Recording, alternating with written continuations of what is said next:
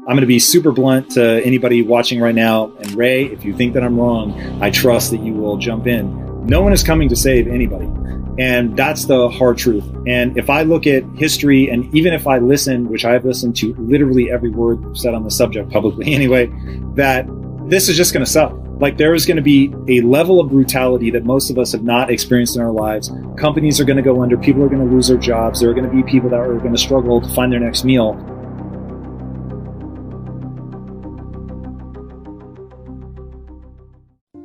The same things happen over and over again through time for basically the same reasons. A lot of these things happen once in a lifetime, and if you don't go back and see how they worked over time, then you're in trouble. So there's a pattern. I could describe the pattern, but there's a pattern that happens over and over again, and we're in a particular spot in the pattern. And then to understand it, not just because it happened before, but to understand mechanistically how it happens, and then one has a sense of how to deal with it. Just like in 1929 to 1932, there was a debt crisis that came as a result of an excessive amount of debt in the boom years. And then when you have that in 1932, we hit zero interest rates. And when they hit zero interest rates in 32, like in 2008, central bank prints money and buys financial assets. What happens in these cycles is that normally central banks can stimulate the economy by lowering interest rates. But when you hit zero interest rates, that doesn't work. So the last time it hit zero interest rates was 1932. And what they did in 1932 was the same thing they did in 2008. And that is that the central banks prints a lot of money and buys government bonds. And so we're doing that now. And just to be clear, the reason that they're doing that is so somebody has bought a government bond. The government is basically saying, hey, you, dear person, lend me the money. I'm going to build something, roads, whatever, but I'm going to pay you back in a year, 2 years, 10 years, whatever, plus interest, I would assume. That makes it worthwhile. And the reason that the government is going in and buying those is to get back liquidity to the people that have loaned them that money? Yes, because think of it this way. The central government, and also companies and individuals, don't have the capacity to create money.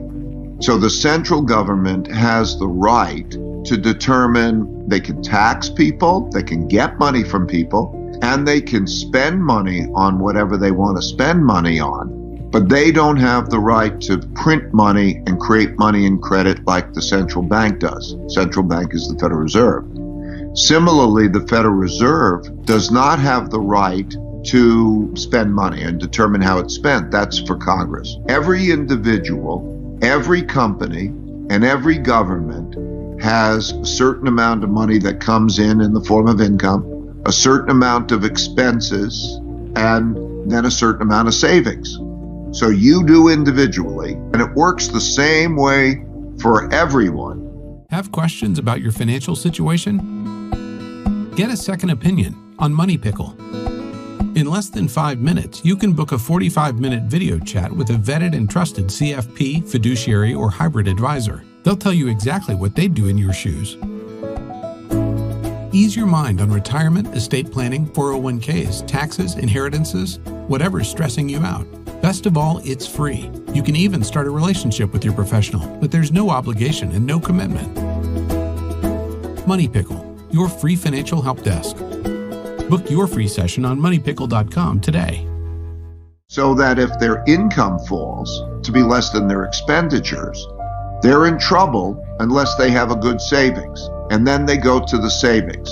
So all around the world, there are lots of entities that are in trouble in that way. So the government, the two parts of the government, the U.S. government, they have to give money, and so they print money. We call it print. There's not even paper much. It's digitally create money, and then that comes in the form of loans. Okay, so basically they're digitally creating money, which they're allocating to the government, and then the government is deciding how to disperse those funds? Yeah, the Federal Reserve will buy government bonds, so it's a transaction of buying it, and they will also buy private bonds. They might pick a company, many companies, and they'll say, I will buy your bonds, which is the equivalent, I will lend to you. That's happened through history. So what we're going through is the same process as happened in the 1930 to 1945 period. What can the average person take away from that? They don't have bonds. They don't think like that. They may not even understand what their 401k is, or they may not even have a 401k. So how do they navigate this? Is it just head down, do your best to weather the storm? Or is there actually something that they can learn from the historical perspective and move on now to make this easier for them? Yeah, it's the same for every individual, same for every company. If you understand this, then you understand, well, there are three things. The first is look at your income, your expenses, and your savings, and then do a stress test so that you get yourself secure. If you were to lose your income, or if the income were to fall beyond a certain level, and you play that out, maybe that means you go get unemployment insurance or whatever. How long can you live in an acceptable lifestyle? And do you have a savings that is adequate for that? Okay, so what you do is you calculate, if I lived in a simpler lifestyle and I had this amount of earnings, how many months or years could I live acceptably? What countries or what periods of time has going through this kind of crisis been managed well so that we come out the other side with as little sort of pain and suffering as possible?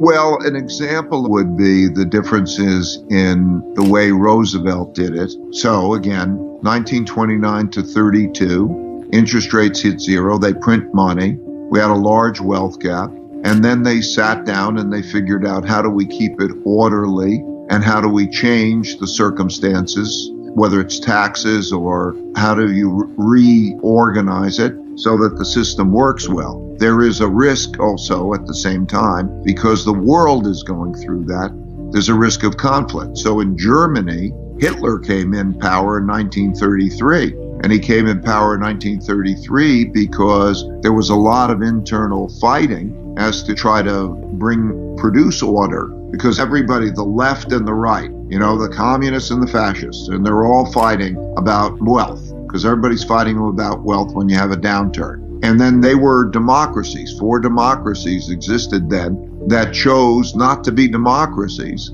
because they became so disorderly that they wanted some strong leader to take charge and run the country. And then, of course, we had a bunch of those types of leaders, and then they had a war. That's how World War II happened. So when you look at that, that's kind of the political landscape. But back to the average man in terms of his finances, I would say the important thing is those 3 elements: to have a plan, and maybe to have a plan with both your family. What's the importance of education in, when we start thinking about protecting successive generations, how much of that comes down to education? Education is the most important thing. I was raised with a very modest economic background. My dad was a jazz musician. My mom was a stay-at-home mom. But I was lucky to have parents who cared for me. And I went to a public school. I got a good education. And I came out to a world of equal opportunity. And I believe that those are fundamental necessities, that you have to know how to have an education of facts, like you have to know how to read, write, and arithmetic, but you also have to know how to behave well with others, to be a good citizen, to operate in a civil way, to be able then to go into jobs. And that education can be anything that works. I think the big thing is, 3 big things on what I think work should be. Make your work and your passion the same thing, and make it economic. If it works, that you love your work, you'll probably be better at your work. So you want those things. And then there's the economics of it. So it could be anything from learning trades, whatever it may be. Education certainly does not have to be college. College is overemphasized. So as this next 3 to 5 year part of the cycle hits us, what is one thing that people can do that, you know, from the historical perspective will most insulate them from the probably emotional and maybe financial damage, whatever you think is more important? Well, the things that I thought about, some of the things I mentioned earlier, the plan for the worst case scenario and make it terrific is one of the things. The understanding how to triangulate well to deal with whatever problems that you're going to face and how to work that through to find the path and find your nature. But also, one thing that's helped me a lot is meditation. It's healthy because it reduces stress and it also makes you smarter to make the decisions well. Because if you have the equanimity, that centeredness, that calm centeredness, and you have your plan, and you triangulate well with others so that you can get all the best advice and don't have to approach it in your own head, you know, you're a long way there. Book your free session on moneypickle.com today.